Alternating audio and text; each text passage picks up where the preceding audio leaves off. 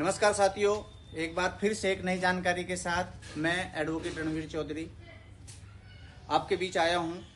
मेरी दी गई जानकारी अगर अच्छी लगे तो मेरे चैनल को लाइक करें, कमेंट करें और सब्सक्राइबर भी ज़रूर करें। जैसे कि हम सभी जानते हैं कि हमारा जो कानूनों में बदलाव आया है, 2023 में कानून बनकर तैयार हुआ, जिसको लोकसभा में पास 2023 में किया गया, लेकिन जिसको 1 जुलाई सन 2024 से लागू किया गया है। जैसे हम पहले बोलते थे भारतीय साक्ष्य अधिनियम 1872, यानी कि इंडियन एविडेंस एक्ट 1872। अब वो क्या हो गया है?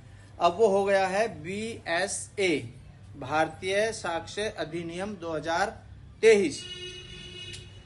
इसमें मैं आपको कुछ आवश्यक चीजें बताऊंगा, और वो चीजें हैं कि आप कैसे जो हमारा एविडेंस एक्ट था उसको बदल के अब BSA किया गया, भारतीय साक्ष्य अधिनियम। इसमें जो हमारी धारा होती थी, जैसे मैं आपको बताऊंगा,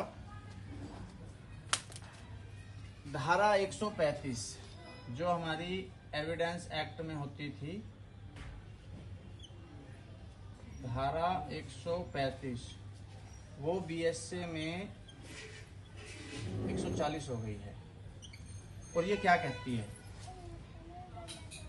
जो साक्षी होते हैं, साक्षियों के पेशकरण और उनकी परीक्षा का क्रम, जो साक्षी हैं उनको किस तरीके से पेश किया जाएगा और किस तरीके से उनका परीक्षा का, उनकी जो साक्ष्य का क्रम होगा, वो 135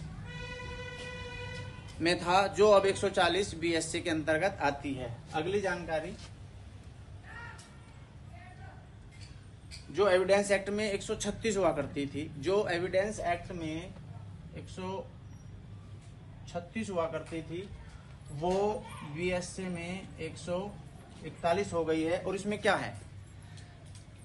एविडेंस एक्ट 136 यानी कि BSA 2023 क्या कहती है? न्यायाधीश साक्ष्य की ग्राह्यता के बारे में निश्चय करेगा। जो न्यायाधीश है जिसके सामने साक्ष्य हो रहा है, वो ये तय करेगा कि इसको ग्रहण किया जाए या नहीं।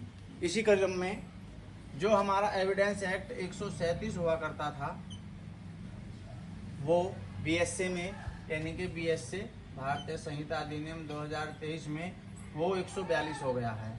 और ये क्या कहता है? ये होता है मुख्य परीक्षा। मुख्य परीक्षा से क्या तात्पर्य है?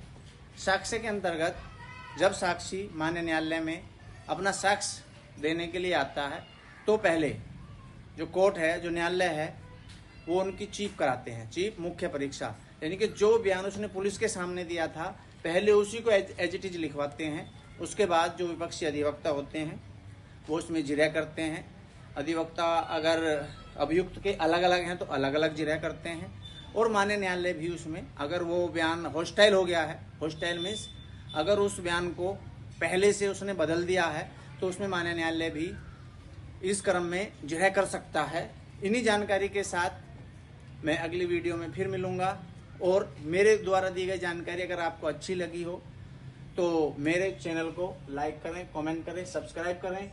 और अगर कोई जानकारी मेरे से फ़ोन के माध्यम से लेनी है तो मेरे मोबाइल नंबर पर कॉल करके या मेरे ऑफिस पे आके भी आप इससे संबंधित जानकारी ले सकते हैं। आगे की जानकारी के लिए मिलते हैं अगले वीडियो में। जब तक नमस्कार, जय हिंद, जय संविधान।